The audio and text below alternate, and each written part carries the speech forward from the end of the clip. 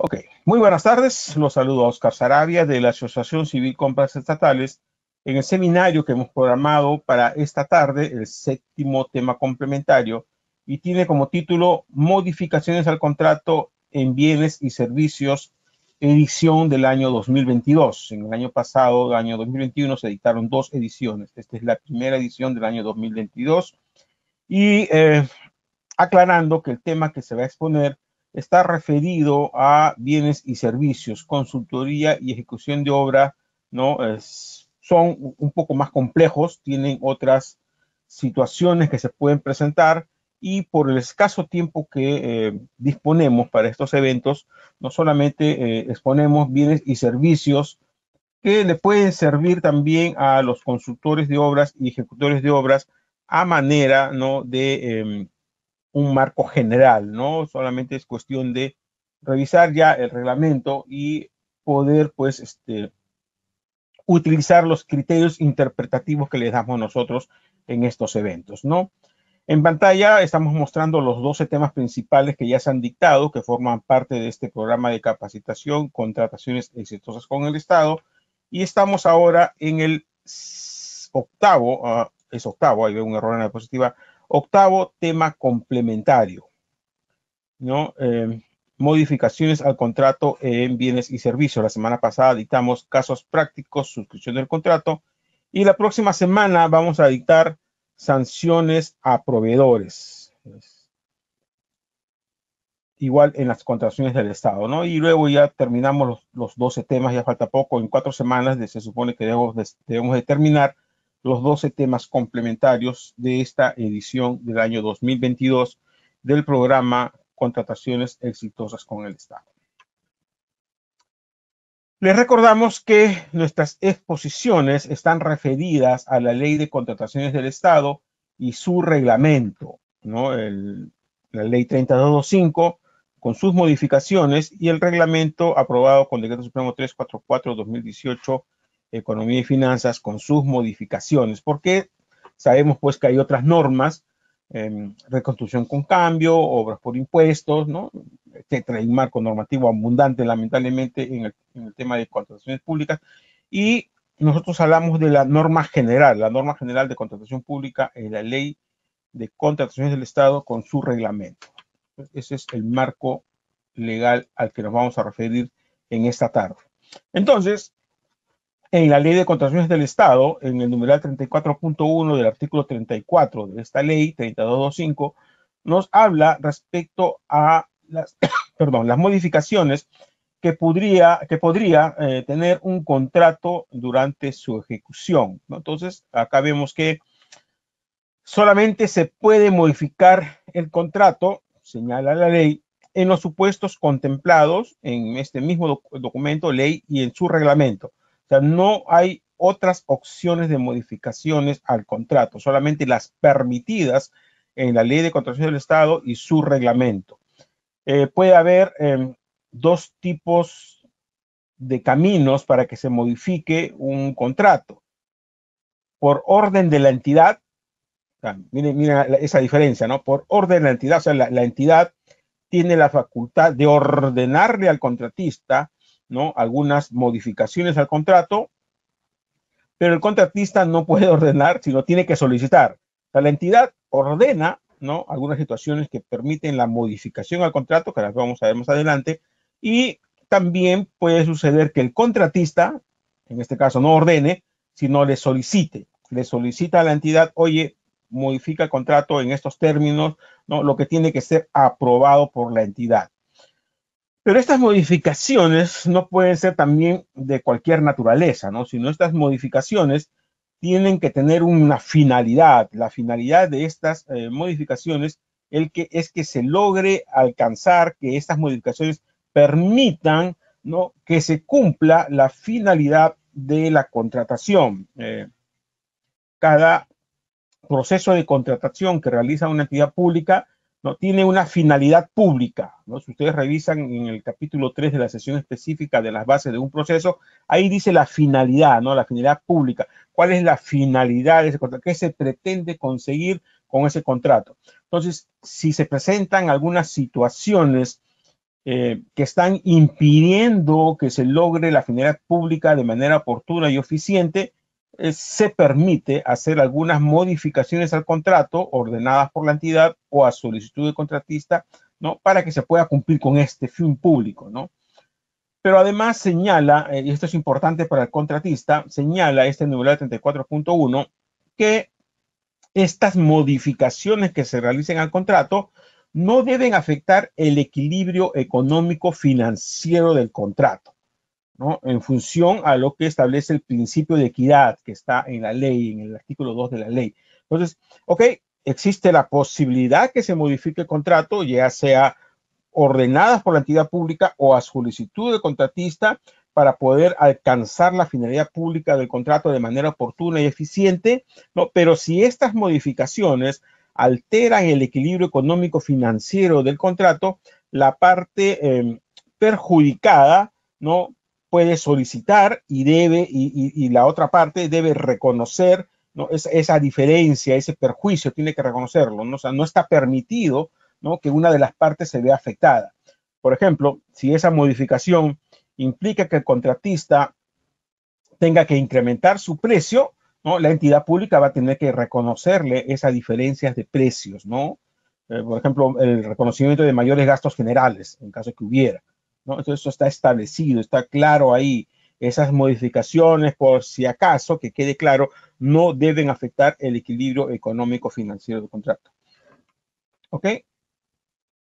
Ahora, los supuestos de estas modificaciones que están previstos en el numeral 34.2 del artículo 34 son prestaciones adicionales, más prestaciones de las que se han contratado, reducción de prestaciones, menos prestaciones de las contratadas, ampliaciones de plazo, ¿no? Modificación del plazo contractual, si el plazo contractual era de 60 días, a través de una modificación se puede decir que se amplía el plazo por 15, 20, 30 días adicionales, ¿no? Y otros supuestos contemplados en la ley y en reglamento. O sea, tenemos prestaciones adicionales, reducción de prestaciones y ampliaciones de plazo y alguna otra modificación que esté contemplada en la ley y el reglamento que cumplan con esto de que se dan para permitir que se logre la finalidad pública de la contratación de manera oportuna y eficiente, ¿no? Entonces son lo que podría suceder en la ejecución de un contrato. Respecto a los adicionales y reducciones, ¿no? En primer lugar, se dan de manera excepcional, o sea, no es que se tenga que, de un modo general, sino es una excepción a la regla, previa sustentación del área usuaria. La entidad ordena y paga prestaciones adicionales hasta el 25% del monto del contrato, en el caso de bienes, servicios y consultoría, ¿no? Por prestaciones que sean indispensables para alcanzar la finalidad del contrato, ¿no? O sea, tiene que ser algo indispensable, necesario, ¿no? Que sin ello no se podría lograr que se cumpla la finalidad del contrato hasta el tope del 25% del monto contratado. Pero también señala que la entidad, así como puede ordenar y pagar prestaciones adicionales, puede ordenar la reducción de prestaciones hasta por el 25% del contrato original, para el caso de bienes, servicios y obras, ¿no? O sea, eso está en los numerales 34.3 y 34.4 del artículo 34 de la ley. El artículo 157 del reglamento nos señala que respecto a los adicionales y reducciones requieren de una resolución del titular de la entidad, o sea, tiene que haber un acto resolutivo del titular de la entidad o del funcionario al cual se le hubiera delegado esta facultad. O sea, esto se realiza a través de un acto resolutivo, ¿no? O sea, no puede ser a través de un correo electrónico, ¿no? Pues se está modificando el contrato, pues eso tiene que haber un acto resolutivo.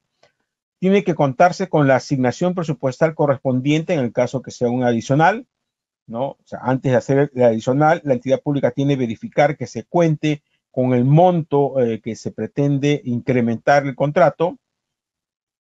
Los costos de estas prestaciones adicionales se determinan en función a la información que está en las bases las especificaciones técnicas, términos de referencia, condiciones y precios del contrato. Y si no hubiera información en las bases o en el contrato para poder determinar cuál es el valor de estas nuevas prestaciones por acuerdo entre las partes, ¿no? Las partes se ponen de acuerdo y establecen, ok, estas prestaciones adicionales van a costar tanto, siempre que no superen el 25% del contrato. Si se aprueban estas prestaciones adicionales, el contratista debe aumentar su garantía proporcionalmente, ¿no?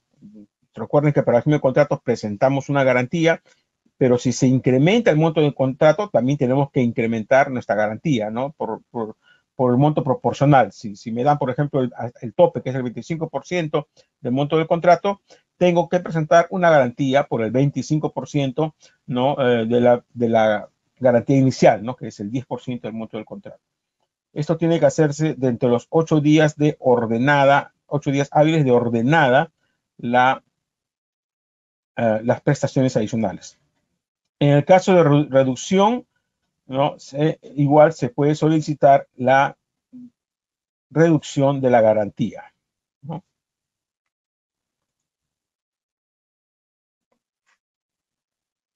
Ahora, hay términos que tenemos que tener claro, ¿no? Algunos confunden prestaciones adicionales con prestaciones complementarias. Vamos a ver más adelante qué es una prestación complementaria, pero la opinión 018-2021 del OCE respecto a las prestaciones adicionales nos señala que se trata de mayores prestaciones o prestaciones distintas a las originalmente contratadas, ¿no? Si se contrató, por ejemplo, eh, atender a 5 puntos de una entidad pública, ¿no? Como el servicio de vigilancia, ¿no? Y esa entidad pública inaugura, ¿no? O habilita una nueva oficina que requiere el servicio de vigilancia, ¿no? Esas son nuevas prestaciones, ¿no?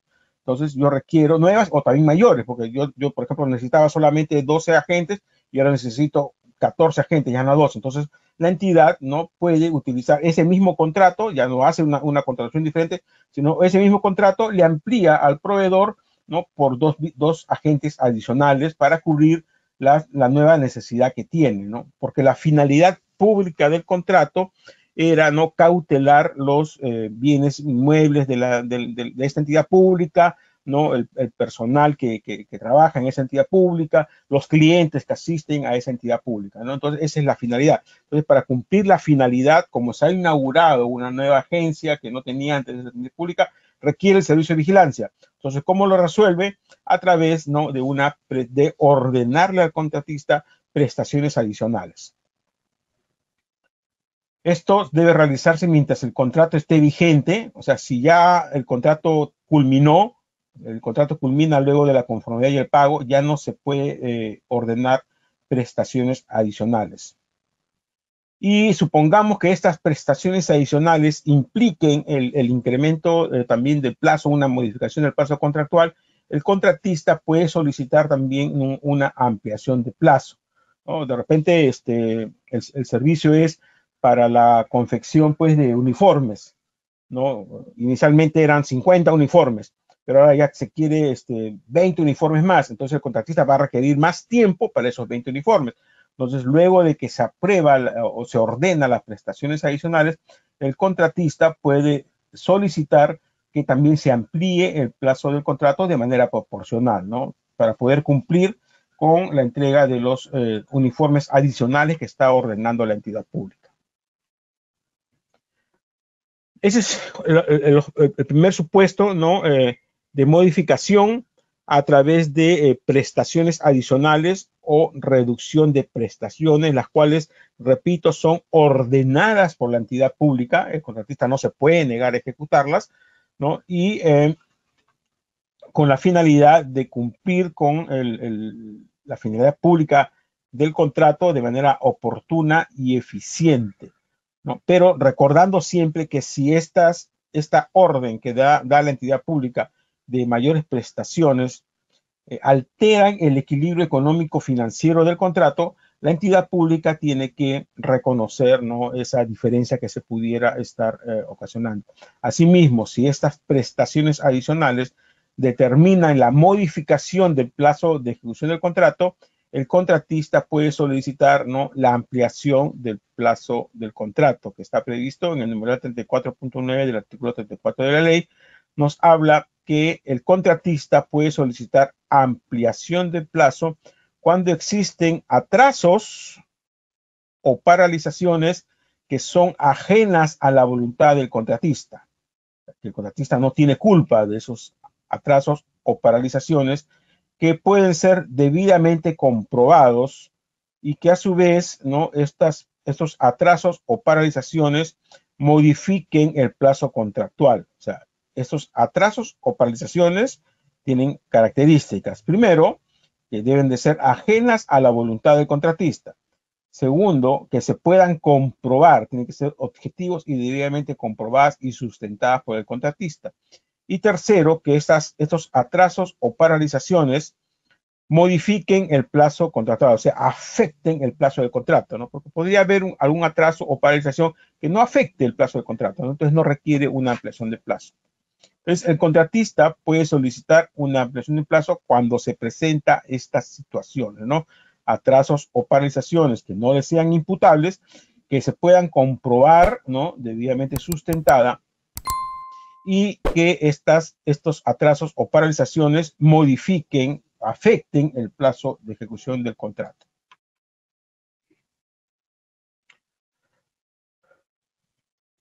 Supuestos de ampliación de plazo, por ejemplo, cuando se aprueba un adicional, ¿no? La entidad pública ordena prestaciones adicionales y para cumplir con estas prestaciones adicionales, ¿no?, se afecta el plazo del contrato. El ejemplo que les ponía yo del uniforme, el contratista tenía que hacer 100 uniformes en 30 días, pero le piden 20 uniformes más, ¿no? Pero ya no los puede hacer en 30 días, requiere de repente 4, 5, 10 días más, entonces lo sustenta y solicita a la entidad pública: ok, me estás ordenando prestaciones adicionales, pero no, yo necesito 5 días o 6 días más para poder cumplir con esos uniformes adicionales que tú me estás ordenando.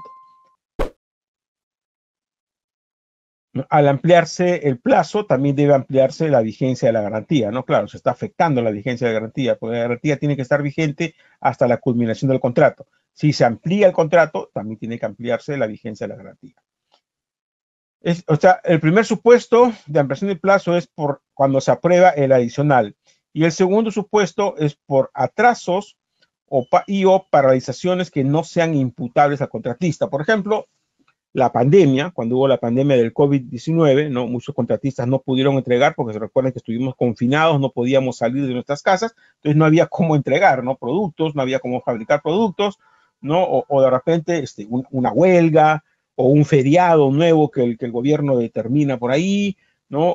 O falta de insumos, un asalto, ¿no? Entonces son atrasos o paralizaciones no imputables contratistas. O de repente la entidad pública tenía que otorgarnos una autorización para poder entregar unos bienes o unos productos o un informe, o la entidad tendría que entregarnos cierta documentación para poder cumplir con la entrega de algunos informes, ¿no? Entonces, son situaciones que no sean imputables al contratista. Cuando ocurre eso, algún atraso o paralización que no sea imputable al contratista, ¿no?, el contratista, dentro de los 7 días hábiles siguientes, puede presentar su solicitud de ampliación de plazo. O sea, luego de que le han ordenado la aprobación de prestaciones adicionales, o luego de que el atraso o la paralización ha culminado, ¿no?, a los 7 días siguientes, el contratista puede presentar su solicitud de ampliación de plazo, ¿no? 7 días hábiles de aprobado el adicional o de finalizado el hecho generador del atraso. Hay un hecho generador que está produciendo el atraso o la paralización, ¿no? Cuando termina ese hecho generador, el contratista tiene 7 días hábiles para presentar su solicitud de ampliación de plazo. La entidad debe de resolver, ¿no?, esa solicitud máximo de entre los 10 días, resolver y notificar.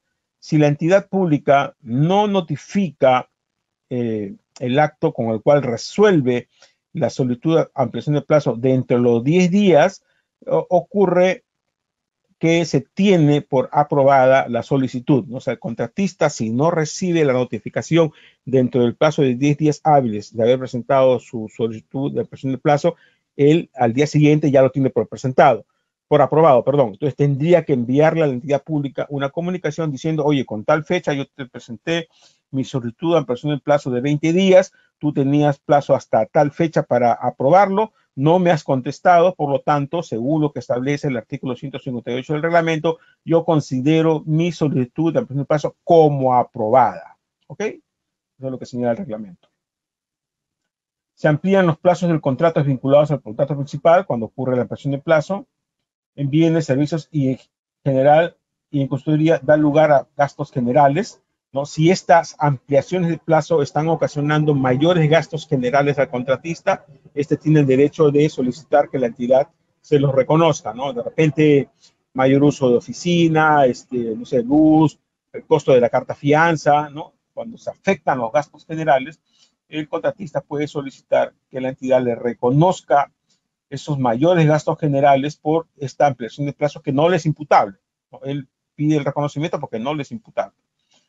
Si existieran controversias respecto a la solicitud de ampliación de plazo o de la aprobación de la adicional, se puede someter esas controversias a conciliación o arbitraje dentro del plazo de 30 días hábiles siguientes a la notificación, ¿no? A mí, por ejemplo, me deniegan presento mi solicitud de ampliación de plazo y la entidad pública la declara improcedente, por ejemplo, ¿no? Yo puedo someter esa controversia a conciliación o arbitraje, ¿no? No estoy de acuerdo, yo considero que la entidad debió aprobar mi solicitud de ampliación de plazo, pero la entidad no la aprobó, entonces yo puedo someter a conciliación o arbitraje. Ahora, recuerden también que cuando hemos hablado del tema penalidades, en los eventos que hemos dictado la extinción del contrato, hemos señalado que solamente procede la aplicación de penalidades por incumplimientos injustificados, ¿no? Entonces, si la entidad no me aprueba, por ejemplo, la ampliación de plazo, ¿no? La declara improcedente o no la aprueba, no sé, porque considera que está mal presentada, no sé, por algún motivo, ¿no? Eso no limita que el contratista pueda presentar, ¿no?, una solicitud de no aplicación de penalidades, porque, repito, las penalidades solamente proceden por incumplimientos injustificados. Entonces, puede hacer que la entidad, que yo haya presentado de repente mi solicitud de plazo fuera del plazo. Yo tenía 7 días para presentarla, yo la presenté el octavo. Entonces la entidad la declara improcedente, ¿no? Pero así la haya declarado improcedente en mi solicitud de ampliación de plazo, yo tengo el derecho de presentarle a la entidad una solicitud de no aplicación de penalidades, porque recuerden que las penalidades solamente proceden por incumplimientos injustificados. Si no se prueba la solicitud de ampliación de plazo, el contratista puede solicitar la no aplicación de penalidades si el retraso no le es imputable y que se sustente de manera objetiva. Tengo que sustentar, ¿no? Que yo no tengo la culpa de ese retraso. Ahora, he visto muchos casos de proveedores que presentan solicitudes de ampliación de plazo y las entidades las deniegan, ¿no? Esto no es una carta simple, no es cuestión de decirle a la entidad pública a través de una carta, señores, solicito un plazo adicional de 10 días porque hubo un robo en mi empresa, ¿no? O porque mi proveedor no me puede entregar los productos. No, tiene que ser un documento bien elaborado, ¿no?, que sustente de manera adecuada por qué la entidad pública debe aprobar esta solicitud de ampliación en plazo. En primer lugar, en ese documento que yo tengo que presentar, tengo que demostrar que he actuado diligentemente, ¿no? Lo primero que tengo que demostrar en mi documento, ¿no? Con fecha tal, me enviaron la orden de compra o se suscribió el contrato, con tal fecha yo hice esto, no le pagué a mi proveedor, él tenía que entregarme en 10 días, pero le robaron, lo asaltaron, hubo un incendio, no sé. Hay que demostrar que el proveedor ha actuado con diligencia, lo primero. Luego, hay que identificar cuál es el hecho generador del atraso. ¿Qué pasó? ¿No? Una huelga, un incendio, un feriado que se que el gobierno dictó, que la entidad pública se demoró en emitir una licencia de repente, ¿no? Entonces yo tengo que identificar el hecho generador del atraso. ¿Cuál es? Que no me sea imputable. ¿Cuándo comenzó y cuándo finalizó ese hecho generador del atraso? Porque recuerden, yo tengo 7 días después de culminado el hecho generador del atraso. Pero si yo ni siquiera tengo identificado el hecho generador del atraso y no tengo medido cuándo comenzó y cuándo terminó, entonces en qué momento presento, ¿no? Por ejemplo, se han dado casos que se presentan solicitudes de ampliación del plazo antes que culmine el hecho generador del atraso. Entonces, evidentemente, la entidad lo va a declarar improcedente. Entonces, tengo que identificar mi hecho generador del atraso, que no me es imputable, o sea, que no es mi culpa, que no es porque yo haya actuado de manera sin diligencia, cuándo comienza el hecho generador de atraso, cuándo termina, cómo ese hecho afecta al plazo de entrega, ¿no? De qué manera ha afectado al plazo de entrega, ¿no? De repente en mi ciclo de producción yo necesitaba estos insumos, pero estos insumos hay escasez mundial, ¿no? Entonces ya no hay estos insumos, está afectando este proceso de fabricación, ¿no? ¿De qué forma lo está afectando? Y tengo que presentar los medios probatorios, ¿no? Recortes periodísticos, ¿no? Informes de revistas, página web, donde dicen, oye, sí hay escasez de estos insumos a nivel internacional, no sé, por la guerra, por la pandemia, ¿no? Entonces tengo que probar fehacientemente que este hecho generador del atraso no me es imputable, cuándo comenzó, cuándo finalizó y cómo afecta al plazo de entrega, ¿no? Entonces, una solicitud de ampliación del plazo debe cumplir con las formalidades y con los plazos previstos en la ley y el reglamento, ¿no? Pero cuidado con eso, ¿no? Porque he visto lamentablemente que algunos proveedores presentan una carta simple. Ahora, también recordemos pues que estos procedimientos se rigen por, por, por normas, ¿no? Por ejemplo, el Código Civil y la Ley del Procedimiento Administrativo General establecen los regímenes de notificaciones, ¿no? Cómo debe realizarse una notificación.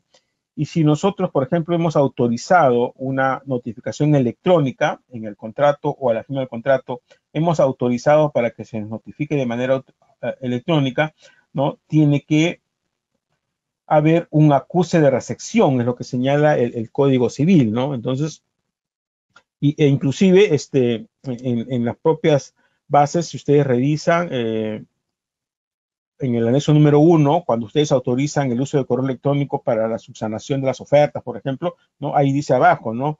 El plazo se computará desde que la entidad reciba el acuse. Entonces hay que tener cuidado con esto, ¿no? Si no hubiera, por ejemplo, una autorización para notificación electrónica, tiene que hacerse al domicilio físico, que está consignado en el contrato, ¿no? Si se ha autorizado una notificación electrónica, tiene que ser dirigida al correo electrónico autorizado, ¿no? En los horarios que trabaja la entidad pública, y tiene que haber el receptor, tiene que enviarle al emisor la confirmación de la recepción, ¿no? Si alguna de estas formalidades no se cumple, podríamos estar en un supuesto de notificación defectuosa, ¿no? Que hay que tenerlo en cuenta para estos casos, ¿no? La opinión número 61/2021 del OCE, ¿no? Señala que para que una entidad apruebe una solicitud de ampliación de plazo, tiene que configurarse algunas de las causales contempladas en el reglamento. O sea, aprobación de adicional o atraso o paralización no imputable al contratista. Que se modifique la ruta crítica del programa de ejecución de la obra o que se modifique el plazo de ejecución del contrato y que se cumplan con las formalidades y procedimientos contemplados en el reglamento. Si se cumplen estos 3 supuestos, la entidad, dice esta opinión, debe, y así lo dice, la entidad debe aprobar la solicitud de ampliación de plazo. No dice podrá, que es una facultad, sino la entidad está obligada a aprobar la solicitud de ampliación de plazo si se comprueba todo esto, ¿no? Que se trata de la aprobación de un adicional, o de un retraso o una paralización que no es imputable al contratista, que está modificando el plazo de ejecución del contrato, ¿no? Que se ha presentado dentro de los plazos de ley, ¿no? y tiene el sustento correspondiente, los medios probatorios. Entonces, si está todo bien presentado, la entidad está obligada a aprobar esa solicitud de ampliación de plazo. Pero, por ejemplo, si se presenta antes de finalizado el hecho general del atraso, o después del 7º día de finalizado el hecho general del atraso, o si no se presentan los medios probatorios, o si se está pidiendo una ampliación de plazo por un hecho que sí me es imputable a mí, ¿no? Entonces, evidentemente, se va a declarar improcedente o no se va, o se va a desestimar la solicitud de ampliación de plazo. Entonces, hemos visto prestaciones adicionales, hemos visto reducciones y ahora hemos visto ampliaciones de plazo. Pero el numeral 34.10 del artículo 34 de la ley señala también que podría, ¿no?, presentarse durante la ejecución del contrato otro tipo de modificaciones. O sea, modificaciones distintas a las prestaciones adicionales, a la reducción de prestaciones y a la ampliación de plazo, que pueden ser acordadas entre las partes, ¿no? Es por acuerdo entre las partes, por hechos sobrevinientes a la presentación de ofertas. Si es algo que ocurrió antes de la presentación de ofertas, ni modo, ¿no? Por ejemplo, si hubo una huelga antes de la presentación de ofertas, ¿no? Entonces yo ya sabía al momento de presentar las ofertas que podría haber problemas, ¿no? Hay una huelga indefinida de repente o una escasez de productos antes de la presentación de la oferta. Cuando yo presento una oferta, yo ya veo que puede haber riesgo en cumplir con el plazo, ¿no? Entonces, mejor no presento la oferta. Pero si yo estoy presentando mi oferta y ya se había presentado una huelga, no sé, algo antes de la presentación de ofertas, yo ya no puedo pedir ampliación de plazo. O si pido ampliación de plazo, la entidad pública lo puede declarar improcedente porque puede decir, oye, pero tú antes de presentar las ofertas ya sabías de esta situación, ¿no? Que había escasez de insumos, que había una huelga indefinida, ¿no? Etcétera, etcétera, ¿no? Entonces, si tú has presentado la oferta y dices que vas a entregarme en 5 días, es porque se supone que tú ya tienes los productos. Y no vas a decir ahora que no, que la huelga, que la pandemia, que son situaciones previas a la presentación de las ofertas. Por eso dice hechos sobrevinientes, hechos posteriores a la presentación de oferta. Distinto es que yo presento hoy día mi oferta y al día siguiente no hay una escasez mundial de insumos o ocurre la pandemia, ¿no? Entonces, luego de presentar la oferta, yo no sabía que iba a suceder esto, ¿no? Evidentemente, sí existe posibilidad de que yo pueda presentar una modificación, solicitar una modificación al contrato, que tengan como finalidad que se alcance, bueno, que se permita alcanzar la finalidad del contrato oportuna y de manera eficiente, que no cambien los elementos determinantes del objeto del contrato, y si hubiera un incremento de precios, requieren autorización del titular de la entidad. Estos supuestos están referidos a otros distintos a la ampliación de plazo, ¿no? Por ejemplo, yo ofrecí, ¿no?, computadoras con discos duros de 1 terabyte, ¿no? Pero antes de que yo presente las ofertas, ya se sabía que no iban a llegar al Perú discos de 1 terabyte, ¿no? Entonces, yo ahí no puedo pedir una modificación al contrato, ¿no? Pero si luego de que yo presente mi oferta, ¿no?, la entidad pública, luego de presentar ofertas, hay escasez de discos de 1 terabyte, yo puedo decir a la entidad pública, oye, no hay discos de 1 terabyte, ¿no? Lo cual ha ocurrido después de presentar las ofertas.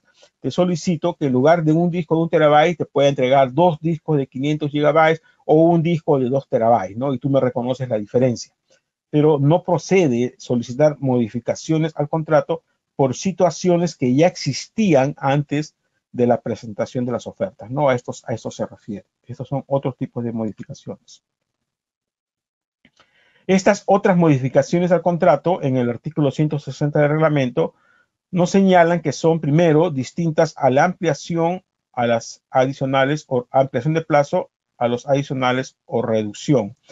La entidad pública, para poder aprobar, ¿no?, y dar viabilidad a estas modificaciones del contrato, requiere de un informe técnico legal, ¿no?, en el cual se sustente que se requiere esta modificación para cumplir con la finalidad pública del contrato, que no cambie los elementos esenciales del objeto de la contratación. O sea, tiene que tener, pues, relación al objeto de la contratación, y para cumplir la finalidad no puede ser algo distinto, que sean hechos sobrevinientes, ¿no?, a la suscripción del contrato o a la presentación de ofertas, no imputables a las partes.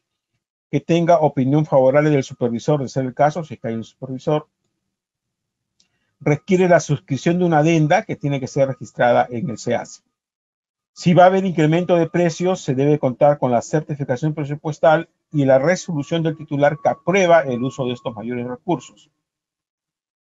Y también puede suceder esta situación de otras modificaciones cuando el contratista ofrece bienes y o servicios iguales o mejores que logren satisfacer la necesidad de la entidad, ¿no? O sea, hemos ofrecido, por ejemplo, computadoras con disco de 1 terabyte, pero se agotaron los discos de 1 terabyte, ya no hay escasez. Entonces yo le digo a la entidad, oye, no hay disco de 1 terabyte, te ofrezco discos de 2 terabytes, ¿no? Entonces solicito una modificación, o de repente colapsó pues la marca HP, ¿no? Ya no llegan al Perú porque hay una sobredemanda, o HP cerró y yo había ofrecido computadoras HP. Entonces le puedo decir a la entidad pública, oye, mira lo que ha pasado luego de haber entregado las ofertas, ¿no? La fábrica HP ha cerrado. Entonces ya no te puedo dar garantía por esos productos. Entonces te recomiendo que en lugar de HP te entregue esta otra marca, ¿no? IBM, no sé, otra marca. Entonces te digo, te puedo entregar otra marca porque esta situación que ha sucedido después de presentar las ofertas me impide poder entregarte productos HP. Entonces solicito, ¿no?, que me aceptes una marca distinta. Entonces ahí la entidad pública tiene que hacer todo este trámite, ¿no? Informe técnico legal, la disponibilidad del presupuesto, aprobación del titular del mayor presupuesto, en caso que fuera. Entonces ahí se aprueba una modificación al contrato que se formaliza a través de una adenda que se registra en el SEACE. Okay, estas son las otras modificaciones que se pueden dar al contrato. Existe una figura también en el artículo 159 del reglamento de cesión de posesión contractual. Y esto está referido solamente a que se presenta cuando existe transferencia de propiedad de bienes que se encuentren arrendados a las entidades, ¿no? Por ejemplo, yo le arriendo un inmueble a una entidad pública, ¿no? La entidad pública me está alquilando bienes, ¿no? Muebles o inmuebles, ¿no? Puede ser de repente computadoras, pero yo vendo ese inmueble, ya no me pertenece, ¿no? Se lo transfiero a otra persona ese inmueble. Entonces, evidentemente, allí hay una cesión de posesión contractual, ¿no? O sea, la entidad pública, ¿no?, con el nuevo dueño de ese inmueble, ¿no?, tienen que hacer pues un documento para hacer la cesión de posesión contractual. Cuando se produzcan fusiones o escisiones también, ¿no?, de repente la empresa A absorbe a la empresa B y la empresa B tiene un contrato con la entidad pública, la empresa absorbente, ¿no?, también se hace de ese contrato, ¿no? Entonces también ahí ocurre la cesión de posesión contractual. O algunas situaciones que alguna norma legal lo permita. En esos casos, solamente en esos casos procede la cesión de posesión contractual. O sea, no se trata de que, por ejemplo, yo ya no quiero ejecutar el contrato y cedo mi posesión contractual a otra empresa. No, eso no está permitido. Solamente en situaciones particulares, ¿no? Transferencia de propiedad de bienes por una fusión o escisión, o que alguna norma legal lo permita de manera expresa. Lo que sí se puede ceder son los derechos al cobro del contrato. El artículo 142 del reglamento también nos habla de la suspensión del contrato, y esto se agregó en el reglamento luego de la pandemia, ¿no? Porque la pandemia pues determinó que se suspendan varios contratos, pero ahí había un vacío en el reglamento. Entonces eso se corrigió y se señala a través del numeral 142.7 que cuando existen eventos no atribuibles a las partes que originen la paralización de la ejecución, o sea, a ninguna de las dos partes, que originen la paralización de la ejecución de la prestación, estas, ¿no?, el contratista y la entidad pública pueden acordar por escrito, ¿no?, a través de un acta o de una adenda, no sé, suspender el plazo de ejecución del contrato hasta que culmine el hecho, ¿no? De repente una huelga o la pandemia, ¿no?, que ocurrió hace algunos años, que hubo confinamiento, puede haber un acuerdo para suspender el plazo de ejecución del contrato. Esta suspensión del contrato no ocasiona el reconocimiento de mayores gastos generales o costos directos, y cuando se reinicia se levanta la suspensión y se reinicia el plazo de ejecución, la entidad comunica la modificación de las fechas, ¿no? O sea, ya por ejemplo, acabó una huelga, que era la que estaba determinando la suspensión, o de repente lluvias, ¿no? Había lluvias y no se podía ejecutar la obra, ¿no? Entonces se firma un documento para la suspensión de la ejecución del contrato, y luego de que se ha superado el hecho que está generando esa suspensión, la entidad debe de notificar al contratista la modificación de las fechas, ¿no? O sea, oye, ya estamos reiniciando y el plazo era hasta tal fecha, ahora va a ser hasta tal fecha, ¿no? Eso debe estar a cargo de la entidad pública. Eh, para que veamos que no es tan fácil este tema de las solicitudes de ampliación de plazo, ¿no? El año pasado, por ejemplo, un proveedor que nos llamó para que lo apoyemos con estos procedimientos, ¿no? Ellos habían presentado una primera solicitud de ampliación de plazo a una entidad pública, ¿no? Y la entidad la declaró improcedente, ¿no? O sea, este proveedor, por su cuenta, redactaron un documento, ¿no? Y solicitaron a la entidad que les apruebe una ampliación de plazo, pero la entidad la declaró improcedente porque no habían sustentado debidamente, ¿no? Cuándo comenzaba ni cuándo terminaba el hecho generador del atraso. Dice, más no se precisa la fecha de inicio del hecho generador del atraso ni de la culminación, ¿no? Entonces, por eso les digo, una solicitud de ampliación de plazo debe tener bien definida en qué momento inicia el hecho generador del atraso y en qué momento termina. Porque justamente cuando termina el hecho generador del atraso, el contratista tiene los 7 días hábiles para presentar su solicitud de ampliación de plazo. Entonces, si no está identificado el hecho generador de atraso o cuándo inicia o cuándo termina, la entidad pública no tiene información para saber si la solicitud de ampliación de plazo está presentada dentro de los 7 días que señala la ley, ¿no? Entonces, como no estuvo bien presentada esta primera solicitud que presentó este contratista, la entidad la declaró improcedente. Luego, este mismo contratista presenta una segunda solicitud de ampliación de plazo. Y luego, pero ahí dice que la entrega de los bienes que su proveedor lo había programado para el 4 de junio del año 2021, ¿no? Pero había puesto de esa manera, ¿no? Que estaban programados para el día 24 de junio. Y a partir del 4 de junio, ellos ¿no?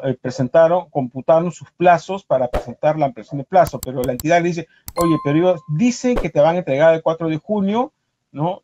Pero no existe certeza que efectivamente te los entreguen el 4 de junio, ¿no? Porque el proveedor te envía una carta el 26 de mayo que te van a entregar el 4 de junio y tú estás presentando tu solicitud en el 26 de mayo, ¿no? Entonces no hay correspondencia entre las fechas, ¿no? No está bien identificado, ¿no? Cuándo culmina tu hecho generador del atraso. Y más aún, mira, el sustento de la ampliación del plazo, el pedido de compra del contratista recién fue comunicado por dicho fabricante el 30 de enero. El contratista, es más, se había demorado en poner la orden de compra a su proveedor, ¿no? Y entonces, esta nueva solicitud de ampliación de plazo que presentó el contratista fue denegada nuevamente. O sea, presentó una ampliación de plazo, se la denegaron. Presentó una segunda de ampliación de plazo, se la denegaron.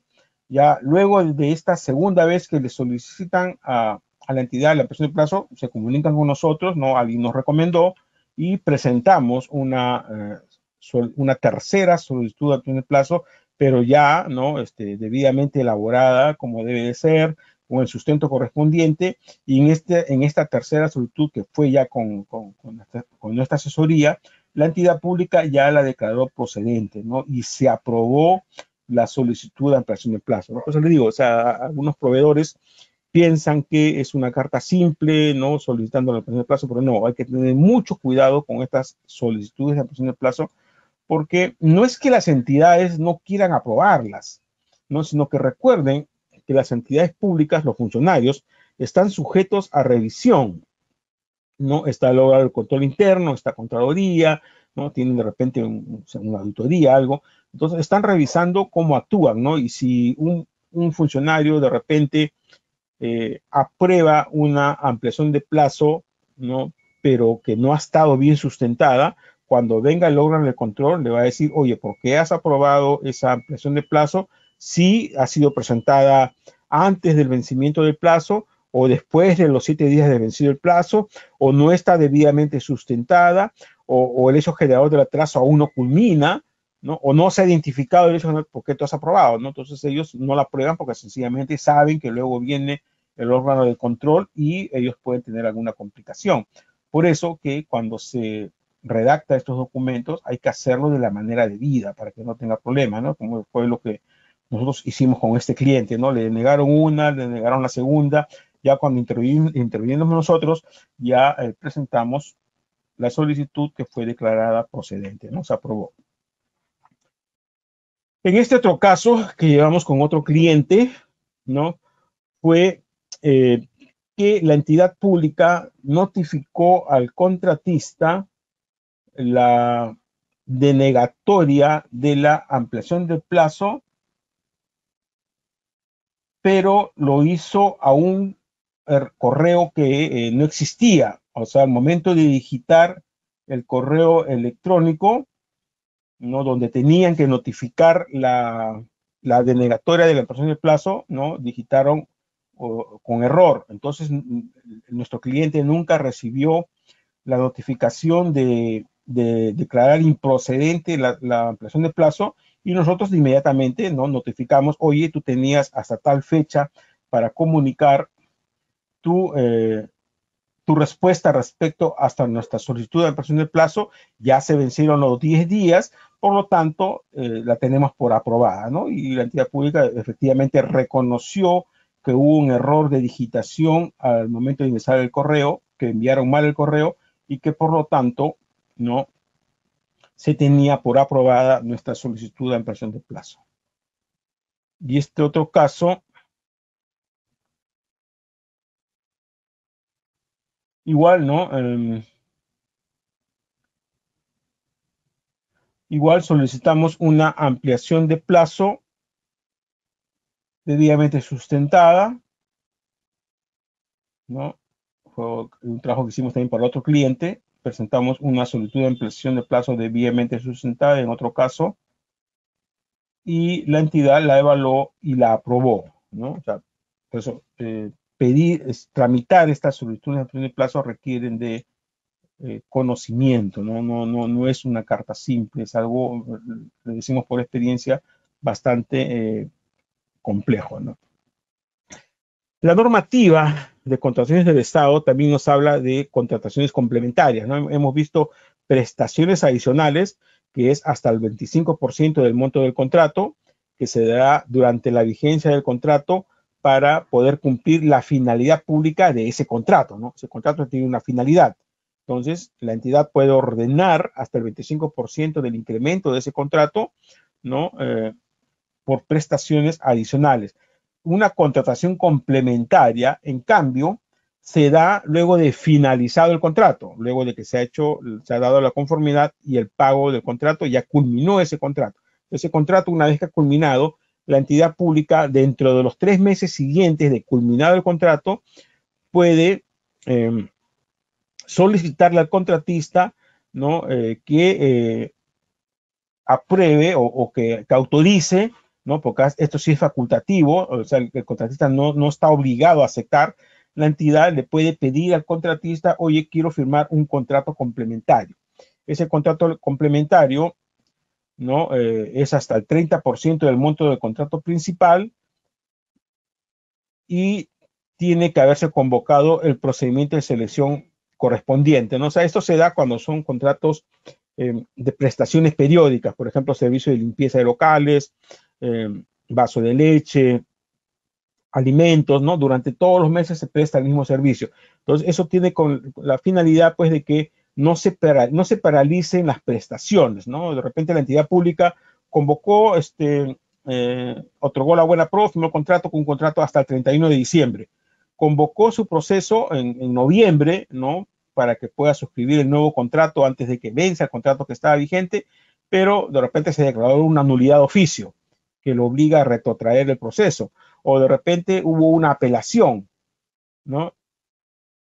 De repente hubo una apelación y se dilatan los plazos, ¿no? de firma del nuevo contrato. Entonces la entidad, para no quedarse desabastecida, ¿no? La normativa lo faculta. Oye, la entidad pública puede solicitar al contratista, ¿no? Suscribir un contrato complementario hasta el 30% del monto del contrato original, ¿no? Manteniendo las mismas condiciones en tanto culmine ese proceso que ya se convocó. O sea, es un requisito indispensable que se haya convocado al nuevo procedimiento de selección, ¿no? Que va a dar origen a ese contrato complementario. Ok, entonces esos son los supuestos de modificaciones al contrato, ¿no?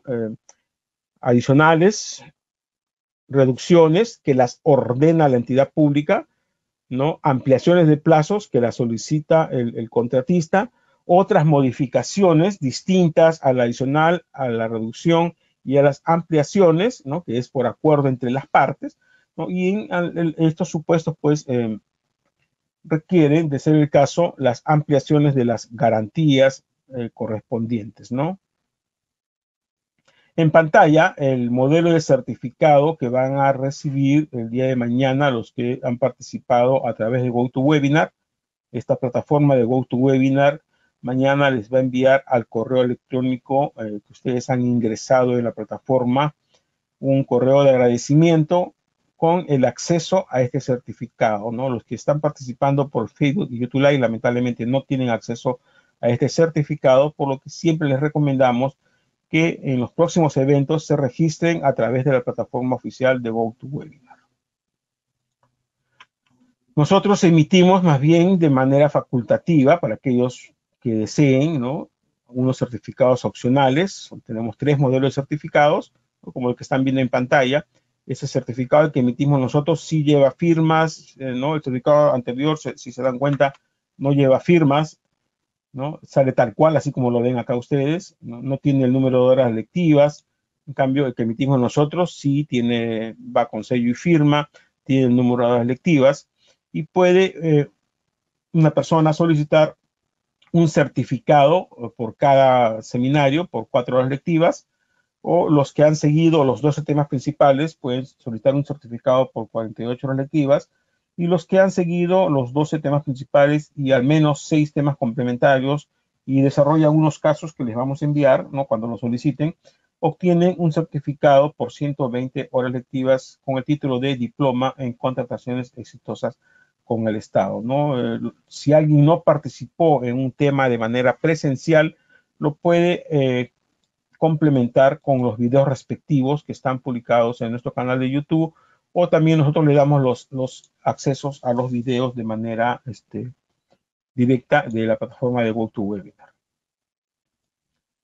Nuestros clientes, ¿no? Han contratado este servicio que damos nosotros, que se llama Licita Fácil, ¿no? Es un servicio de asesoría integral por el cual nosotros estamos con ellos en todas las fases de la contratación, ¿no? Actos preparatorios, fase de selección y fase de ejecución del contrato, ¿no? Todo eso está cubierto por el contrato que firmamos con nuestros clientes por un periodo mínimo de un año, por un monto fijo, o sea, todos los meses se paga una misma cantidad, y nosotros asesoramos a nuestros clientes en todas estas fases, ¿no? Incluyendo estos temas, pues, de ampliaciones de plazo, penalidades adicionales, todo estamos con el cliente asesorándolo en todo ese tiempo, ¿no? Y finalmente, los datos de acceso a nuestras redes sociales y páginas web, compras estatales. Todos los días publicamos información relacionada a las contrataciones públicas y lucha contra la corrupción, ¿no? Noticias, comentarios, opiniones, artículos, actualizaciones. La página de Licita Fácil, que es el servicio que les he hablado hace un instante, allí encuentran la información, cómo se presta este servicio.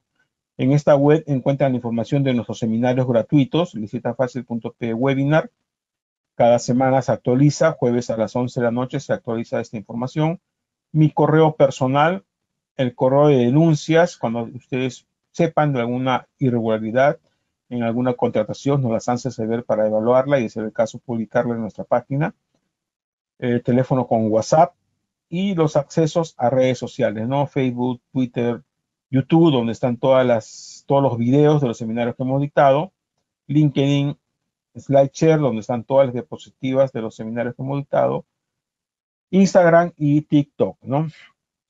Con ello, le damos las gracias a los que nos han seguido por la plataforma de Facebook y YouTube Live, ¿no? Muchas gracias por su asistencia. Cerramos la transmisión con ellos y nos quedamos con los que están por GoToWebinar, recomendando a los que nos han seguido por Facebook y YouTube Live a que se registren en los próximos eventos en la plataforma oficial GoToWebinar para que tengan acceso al módulo de preguntas y al certificado digital. Muchas gracias con ustedes. Nos quedamos con los que están en GoToWebinar para la sesión de preguntas. Los que tengan micrófono en su dispositivo y quieran hacer alguna pregunta, por favor, habiliten el micrófono en GoToWebinar. Tienen que darle clic al micrófono en GoToWebinar una sola vez. Luego levantan la mano y yo le doy pase. Bien, amigos, ya son las 7:30. Me disculpan, pero ya no tengo más tiempo para atender consultas. Cualquier consulta que ustedes deseen que la contesten, me la pueden enviar al correo. Les agradezco mucho su asistencia. Nos vemos la próxima semana en el seminario Sanciones a Proveedores. Que tengan un buen fin de semana.